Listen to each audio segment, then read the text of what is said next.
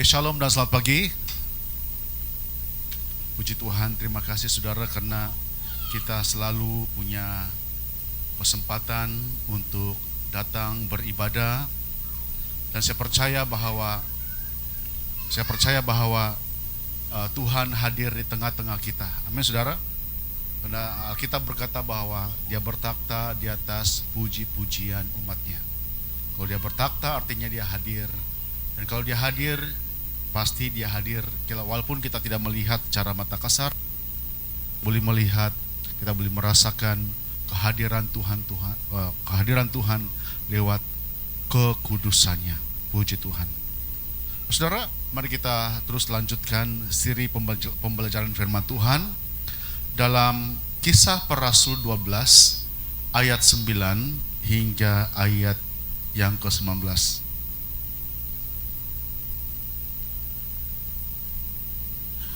Kisah Para Rasul bab yang ke-12 ayat 9 hingga ayat yang ke-19.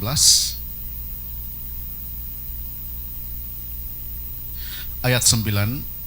Lalu ia mengikuti malaikat itu keluar dan ia tidak tahu bahwa apa yang dilakukan malaikat itu sungguh-sungguh terjadi. Sangkanya ia melihat suatu penglihatan. Setelah mereka melalui tempat kawal pertama dan tempat kawal kedua, sampailah mereka ke pintu gerbang besi yang menuju ke kota. Pintu itu terbuka dengan sendirinya bagi mereka. Sesudah tiba di luar, mereka berjalan sampai ke ujung jalan, dan tiba-tiba malaikat itu meninggalkan dia. Dan setelah sadar akan dirinya, Petrus berkata, "Sekarang tahulah aku benar-benar bahwa Tuhan telah menyuruh malaikatnya dan menyelamatkan aku dari tangan Herodes dan dari segala sesuatu yang diharapkan orang Yahudi." Dan setelah berpikir sebentar, pergilah ia ke rumah Maria, ibu Yesus yang disebut juga Markus. Di situ banyak orang berkumpul dan berdoa. Dan ketika ia mengetuk pintu gerbang, datanglah seorang hamba perempuan bernama Rodi untuk mengetahui siapa yang mengetuk itu. Sebelum itu mungkin boleh kasih kurang sedikit ini monitor, ya humming.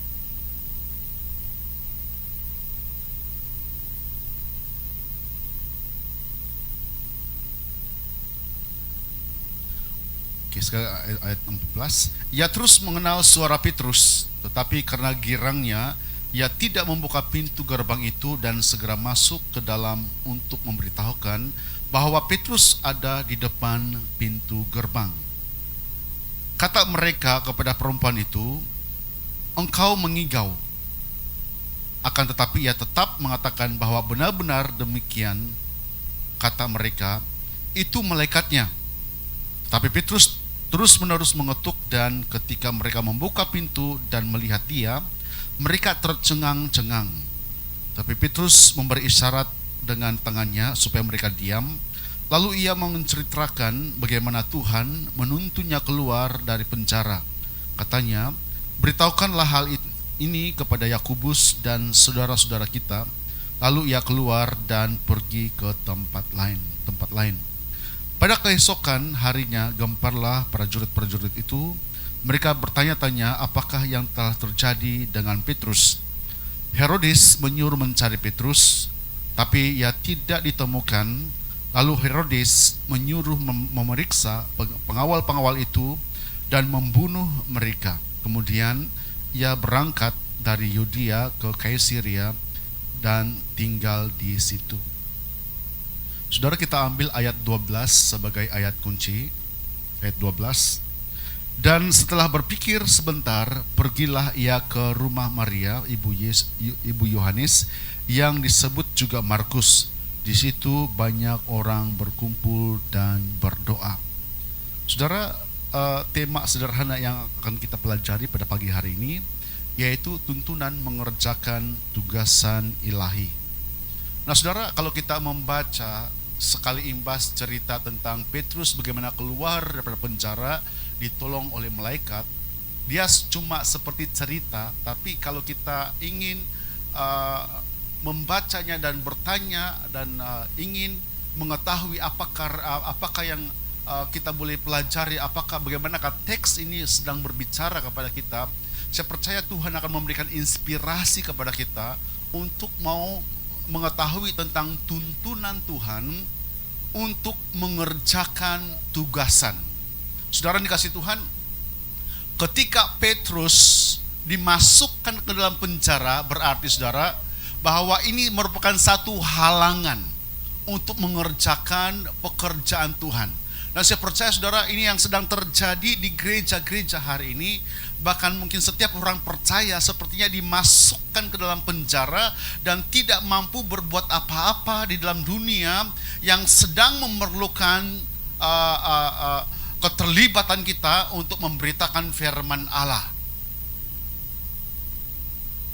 Dan saudara, daripada kisah yang terjadi kepada Petrus ini, di mana ketika jemaat tekun berdoa dan dikatakan bahwa malaikat disuruh oleh Tuhan untuk pergi melepaskan Petrus dalam penjara dengan suatu yang ajaib, walaupun dijaga dengan rapi oleh prajurit-prajurit ataupun polis penjara pada waktu itu, namun ada kuasa di luar daripada kemampuan manusia biasa yang membuatkan Petrus keluar, dan akhirnya dia dilepaskan dan dituntun oleh Tuhan untuk pergi menceritakan apa yang terjadi. Nah, saudara, pengalaman Petrus bersama-sama dengan malaikat keluar dari penjara menjadi kesaksian. Dan saya berdoa saudara dikasih Tuhan, agar kita dapat melihat secara rohani di mana kita sedang dilepaskan. Ketika kita mendengarkan firman Tuhan ini, kita dilepaskan daripada penjara yang membuatkan kita tidak mau memberitakan firman Allah, tidak mau menyebarkan pekerjaan Tuhan. Oleh itu saudara dikasih Tuhan, saya percaya hari-hari ini Tuhan akan memberikan suatu inspirasi kepada kita agar kita akan dikeluarkan daripada suatu keadaan.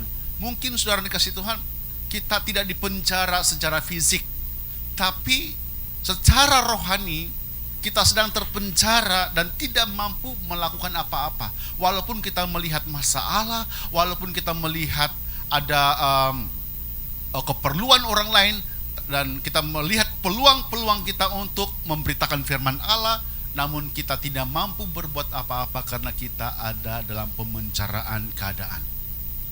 Ya, nah saudara, kita secara fisikal mungkin baru keluar daripada penjara PKP.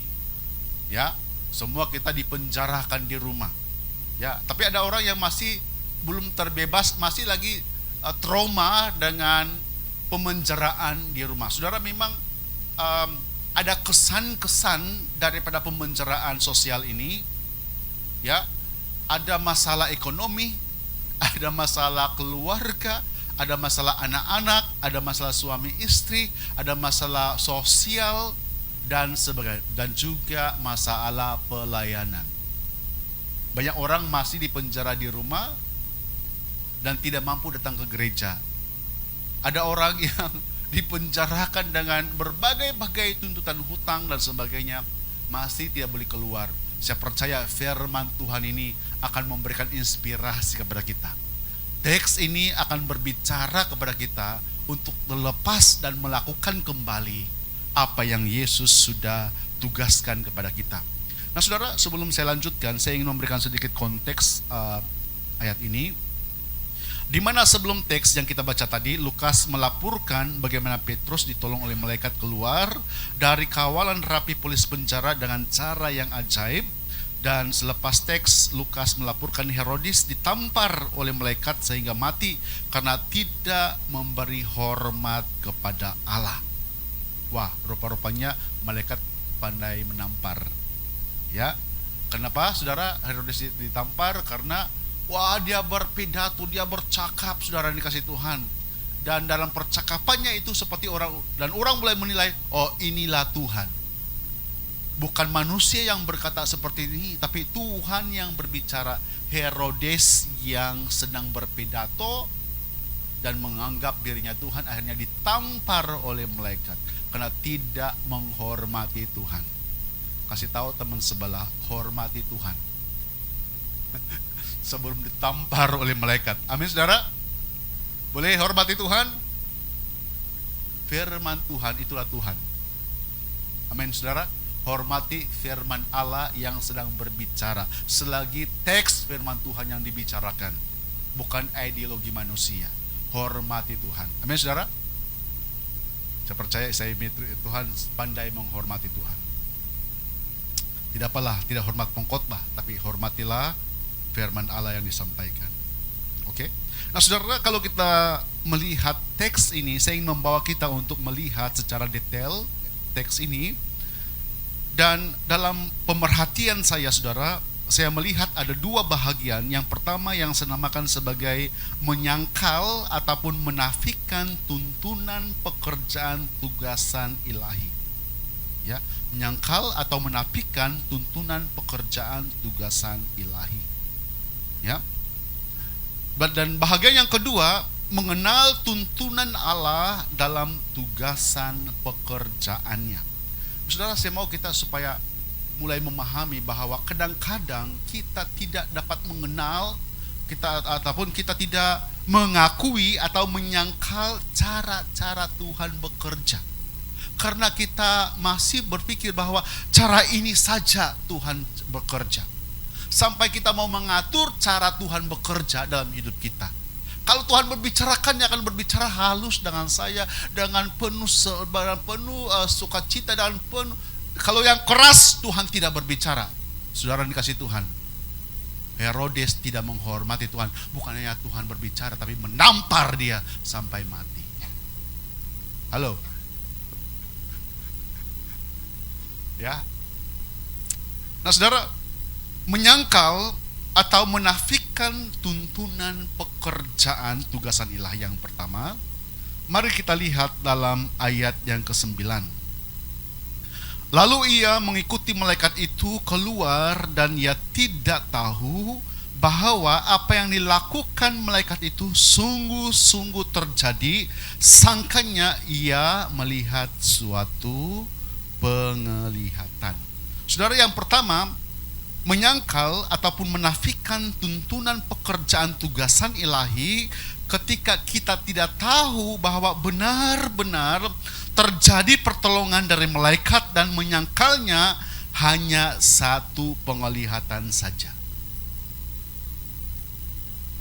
Nah saudara, banyak orang Kristen hari-hari ini tidak dapat melihat, tidak dapat recognize cara Tuhan membawa kita keluar daripada masalah. Kita lagi sedang mengalami masalah, tapi Tuhan sedang menolong kita, but we cannot recognize the work of God. Malaikat sudah suruh, Tuhan sudah suruh malaikat untuk menolong kita, but ini cuma penglihatan saja. Nah saudara, saya tidak tahu dengan benar apakah tiba-tiba datang malaikat berpakaian baju putih dan ada sayap dan mukanya masih budak-budak dan datang menolong. Saya tidak tahu kalau apakah yang digambarkan, yang dilukiskan, yang dipamerkan oleh artis-artis, pelukis-pelukis ataupun orang yang memberi gambaran, atau ada orang yang mentafsir bahwa Tuhan menggunakan orang dalaman penjara itu untuk melepaskan mereka. Ya, tidak diketahui. Tapi Lukas menulis dengan jelas bahwa ini angel. Saya pernah saksikan minggu lalu ada seorang yang menulis buku. Dia berkata, dia acknowledge orang-orang yang membantu dia, termasuklah membeli tiket pesawat dari Johor ke Kota Kinabalu. Dan dia berkata, you are like angel. to pay everything for my flight, dia bilang. Ya, kau telah membayar, kau seperti malaikat yang telah membantu saya untuk melunaskan semua bayaran-bayaran tiket datang dan pergi, datang dan balik. Nah, saudara dikasih Tuhan, kadang-kadang kita tidak recognize ada malaikat-malaikat yang seperti malaikat yang dipakai Tuhan untuk menolong, ya, membantu kita, ya, yang menegur kita, yang membawa kita. We cannot recognize Tuhan boleh bekerja lewat pekerjaan orang-orang tertentu. Dan saya percaya di sini ada banyak malaikat-malaikat Tuhan. Amin, saudara. You are like angel. Ya, kau itu seperti malaikat, rajin sekali, kasih bersih tandas, kasih sapu, kasih bantu gereja ini dan sebagainya, membantu keperluan orang-orang lain. Jadilah malaikat-malaikat Tuhan di perumahan kita. Amin, saudara. Di tempat kita kerja, dimanapun kita berada, dimana kita boleh membantu orang. Yang kedua, menyangkal ataupun menafikan tuntunan pekerjaan tugasan ilahi. Yang kedua, dalam ayat yang ke-15, kata mereka kepada perempuan itu, engkau mengigau. Akan tetapi ia tetap mengatakan bahwa benar-benar demikian kata mereka, itu malaikatnya. Saudara perhatikan baik-baik. Petrus lagi pergi ke ruang, ke tempat dan sedang mengetuk, dan orang membuka, oh ini Petrus. Karena gembira dia tutup kembali dan dia beritahu murid-murid yang lain, ada Petrus di luar. Dan orang ini berkata, tidak mungkin, engkau mengigau ini. Dan dia berkata, betul, itu si Petrus. Dan dia boleh berkata, itu malaikatnya. Saudara dikasih Tuhan, kadang-kadang saudara, pekerjaan Tuhan sudah real terjadi. Orang memberitakan Tuhan sedang bekerja dalam keluarga kita, tapi kita, oh kau sedang mengigau lah, ataupun oh itu mungkin malaikat. Kau tidak recognize orang yang sedang memberitahumu hari ini bahwa engkau sedang ditolong oleh Tuhan. Kenapa saudara dikasih Tuhan? Karena kadang-kadang kita ini tidak stabil, emosi tidak stabil, pikiran tidak stabil, maka ada keputusan-keputusan yang kita buat yang merugikan kita, merugikan orang lain, merugikan keluarga kita, merugikan masa depan kita, akibat daripada tindakan-tindakan kebodohan kita. Maka Tuhan mengutus malaikat, bahkan menyaksikan sendiri bahwa ini Petrus sudah ada, ini jawaban doa kita sudah tak ada. Ini tanda-tanda bahwa Tuhan akan memulihkan gereja kita, Tuhan memulihkan keluarga kita, Tuhan memulihkan bisnis kita, Tuhan memulihkan persekolahan. Janganlah, ini menggigau saja.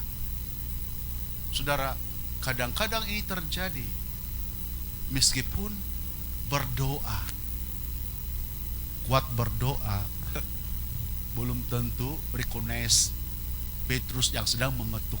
Puji Tuhan, Petrus terus ketuk. Hanya dibuka, tercengang. Petrus bilang, shh. Saudara dikasih Tuhan, kadang-kadang ini berlaku dalam kehidupan kita. Jawaban doa sudah ada. Mereka berdoa, Tuhan lepaskan Petrus, Tuhan lepaskan Tuhan. Sudah terlepas, sedang mengetuk, tidak. Saudara, kadang-kadang ini terjadi dalam kehidupan kita. Pertolongan sudah ada, tapi logik kita, orang lain pun tolong orang juga. You cannot recognize the goodness of God. Kenapa saudara? Orang lain pun tolong saya juga, orang lain pun bagus juga, orang dunia pun bagus juga. Sampai kita tidak boleh melihat pertolongan ilahi dalam keluarga kita. kau tidak melihat tangan Tuhan, Dia tolong kita. Ya, oke. Sampai kita tertolong keluar daripada masalah itu. Yang ketiga, menyangkal ataupun menafikan tuntunan pekerjaan tugasan ilahi dalam ayat 18 sampai ayat yang ke-19. Pada keesokan harinya, gemparlah prajurit-prajurit itu. Mereka bertanya-tanya apakah yang telah terjadi dengan Petrus. Herodes menyuruh mencari Petrus, tetapi ia tidak ditemukan. Lalu Herodes menyuruh memeriksa pengawal-pengawal itu dan membunuh mereka. Kemudian ia berangkat dari Yudea ke Kaisaria dan tinggal di situ.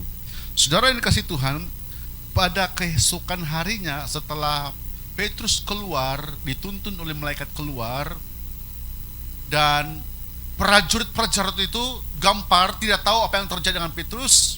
Lalu dipanggil Herodes, kenapa kamu biarkan si Petrus? Siapa yang kasih lepas dia? Dan kemudian dengan marah dia bunuh. Dan saudara dikasih Tuhan, inilah ya Herodes yang sedang marah karena dilepaskan Petrus terlepas dari penjara. Saudara dikasih Tuhan, kalau kita terlepas dari satu masalah, apakah iblis akan berdiam? Saudara, dia sangat marah. Kenapa ini orang gereja terlepas? Kenapa si Gregory terlepas daripada kemarahan? Dia buat lagi si Gregory marah. Amin, saudara dikasih Tuhan. Dia berusaha, maka dia ingin membunuh. Nah, saudara dikasih Tuhan, hati-hati, iblis tidak pernah bawa bercuti untuk mau menjatuhkan kita. Maka dia marah. Saudara, menyangkal, menafikan tuntunan pekerjaan tugasan ilahi yang ketiga, apabila melampiaskan ketidakpuashatian dan amarah kepada orang yang dipertanggungjawabkan. Saudara, Herodes telah memberikan tanggung jawab kepada prajurit-prajurit ini untuk menjaga Petrus supaya jangan sampai dia keluar. Oleh karena Petrus terlepas, maka dia marah dan membunuh. Saudara, prajurit saja dibunuh, apalagi Petrus. Nah, saudara dikasih Tuhan, kadang-kadang saudara, ya, karena yang kita mau capai tidak dapat, maka kita lampiaskan kemarahan itu kepada orang-orang yang kita pertanggungjawabkan. Ya, kita menuntut tanggung jawab. Kamu kan harus begini, kamu kan harus begitu. Nah, saudara, ini mungkin promosi sedikit. Mari kita ikut doa puasa di pusat supaya kita merdeka. Amin, saudara. Merdeka dari kemarahan, merdeka dari kecemburuan, merdeka dari perasaan benci, merdeka daripada keserakahan, merdeka daripada segala macam pergumulan hidup kita. Ya, merdeka daripada ketamakan dan sebagainya. Saya percaya bahwa Tuhan akan melepaskan kita. Ya, jadi saudara dikasih Tuhan, ya, kita harus ingin supaya berhenti daripada hal-hal yang merugikan masa depan kehidupan kita. Saudara, bahagian yang kedua, mengenal tuntunan Allah dalam tugasan pekerjaannya. Mari kita lihat ayat yang ke-10. Ayat yang ke-10. Setelah mereka melalui tempat kawal pertama dan tempat kawal kedua, sampailah mereka ke pintu gerbang besi yang menuju ke kota. Pintu itu terbuka dengan sendirinya bagi mereka. Wah, ajaib. Sesudah tiba di luar, mereka berjalan sampai ke hujung jalan, dan tiba-tiba malaikat itu meninggalkan dia. Saudara, mengenal tuntunan Allah dalam tugasan pekerjaannya yang pertama, apabila kita memahami cara Tuhan bekerja secara progresif, atau secara progresif, artinya secara berurutan, dan ditinggalkan untuk melanjutkan tugasan selanjutnya. Dikatakan malaikat itu membawa mereka daripada kawalan pertama sampai kawalan yang kedua, dan pada kawalan yang ketiga tuh malaikat meninggalkan Petrus supaya dia meneruskan perjalanannya. Nah, saudara dikasih Tuhan, Tuhan itu sanggup dan mau menolong kita di mana tempat-tempat di mana kita tidak mampu keluar. Namun setelah kita keluar dan kita mampu berjalan sendiri, maka Tuhan melepaskan kita, seperti malaikat ini melepaskan Petrus, supaya kita melakukan bahagian kita. Ada bahagian Tuhan, ada bahagian kita untuk dilakukan. Nah, saudara, Tuhan itu membawa kita secara progresif ataupun secara berurutan atau secara berperingkat, secara bertahap, ya. Jadi cara Tuhan bekerja, saudara, membawa kita ke satu tempat kepada satu tempat untuk mau dipulihkan, untuk mau dilepaskan, untuk mau ataupun mau disembuhkan oleh Tuhan secara berperingkat, ya. Seperti kita naik tangga, saudara, kita naik ke tempat ini bukan langsung dari tangga pertama langsung tangga yang kelima, secara berperingkat, ya. Cara Tuhan bekerja seperti itu, ya. Dia akan membawa kita menurut dengan kemampuan kedewasaan kita. Tuhan akan membawa. Kemudiannya, saudara dikasih Tuhan, bukan semua kita serahkan kepada Tuhan, serahkan kepada malaikat untuk buat. Ada bahagian-bahagian kita yang harus kita kerjakan. Dan dikatakan, saudara, dalam ayat yang 12, ya, Tuhan sementara Petrus berpikir apa yang mau dibuat, lalu dia pergi ke rumah Maria ibu Yohanes, dan kemudiannya dia melihat di situ ada orang yang berkumpul berdoa. Kalau kita mau dilepaskan, saudara, pikir dulu kemana, ya. Sudah dilepaskan, balik lagi ke penjara. Saya terkeluar pula, boleh kau kasih masuk, saya balik. Bodoh. Sudah keluar, pergilah ke tempat orang berdoa. Saudara, membangun kekuatan secara rohani. Kalau kau sudah keluar daripada dosa, jangan balik ke dosa balik. Kau dipenjarakan kembali. Amin, saudara dikasih Tuhan. Setiap kejatuhan kita, jangan izinkan you fall again. Kau sudah tahu bagaimana kejatuhan itu terjadi. Jadi kalau ada hal-hal yang membuatkan engkau jatuh, jauhi. Amin, saudara dikasih Tuhan. Pergilah, mulai pikir sekarang, pikir masa depan. Kalau ada kerugian-kerugian yang terjadi, jangan biarkan kerugian itu terjadi lagi. Usahakan supaya jangan mengalami kerugian atau kesakitan ataupun apa saja masalah-masalah yang kita pernah alami.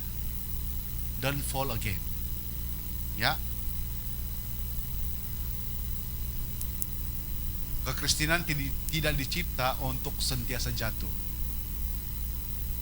Kekristenan untuk bangkit, dan kalau dapat jangan masuk ke lumpur dosa seperti babi.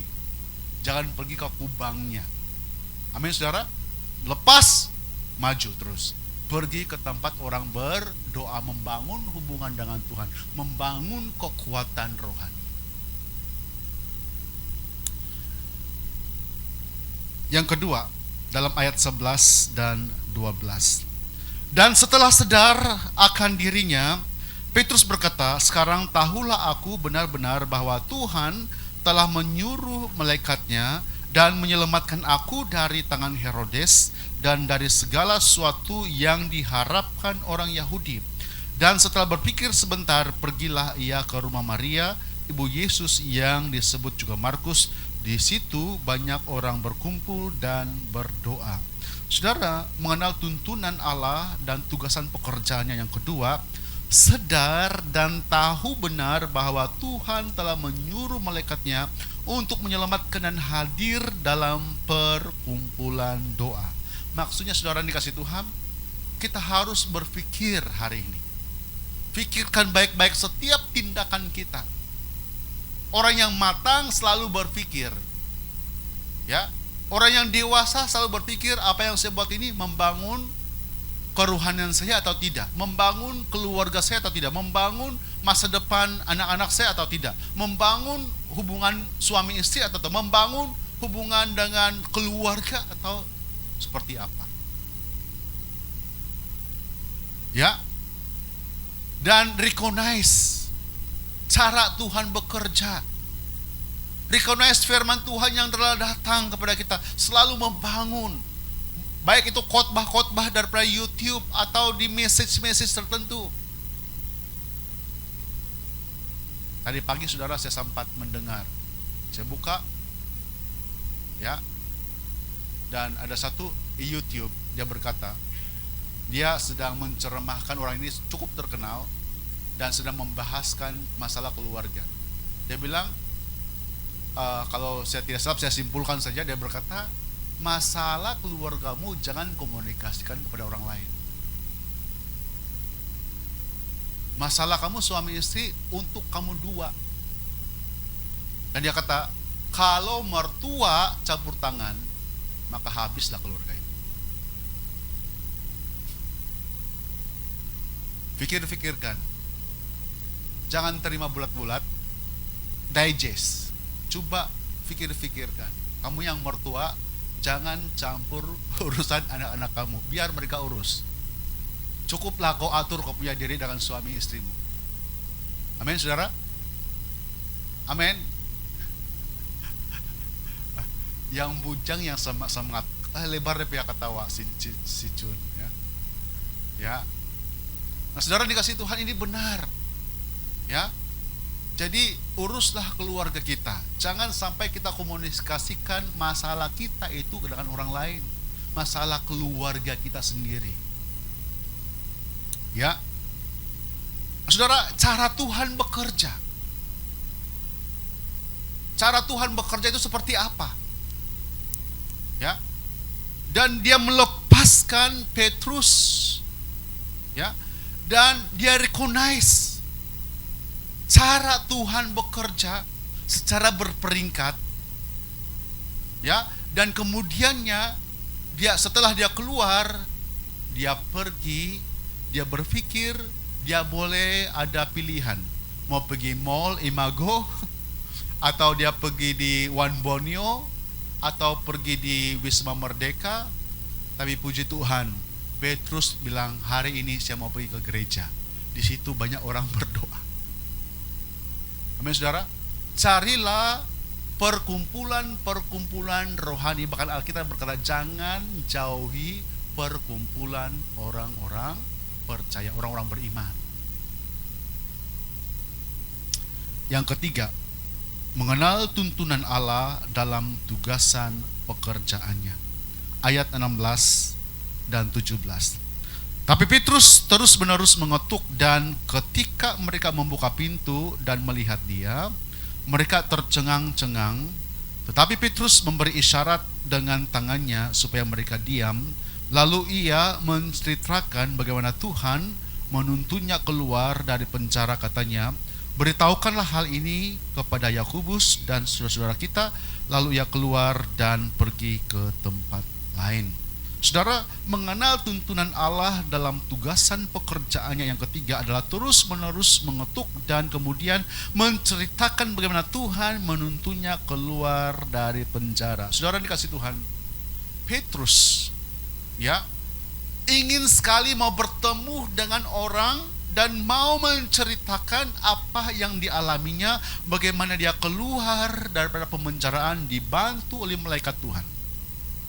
Dan dia terus mengetuk. Saudara, ada banyak pintu-pintu tertutup untuk kita mau bersaksi kepada orang. Jangankan orang lain, keluarga sendiri, teman sepelayanan Petrus sendiri, murid-murid Yesus. masih tertutup, masih ditutup, saudara. Saudara dikasih Tuhan, tapi kita terus menerus mengetuk. Pintu akan dibukakan bagi kita. Amin, saudara. Untuk mau menyatakan kesaksian bagaimana Tuhan sudah membantu menolong kita keluar daripada setiap masalah kita. Saya percaya, saudara, inilah cara Tuhan bekerja. Ya, it's okay kau pamerkan kau punya status di Facebook di mana, saudara, but you are still need to come face to face, ya, untuk menceritakan bagaimana Tuhan bekerja. Engkau keluar daripada segala masalah. Kadang-kadang Tuhan izinkan mungkin kita mengalami pemenjaraan seperti Petrus. Kita juga bertanya, dia kan murid Yesus, dia kan dipakai Tuhan, kenapa harus dipenjara? Tapi Tuhan izinkan mungkin itu berlaku supaya memperkaya kesaksian Petrus, supaya banyak orang-orang yang sedang terpenjara dalam masalah secara rohani akan keluar dengan cara Tuhan mengutus malaikat membawa keluar.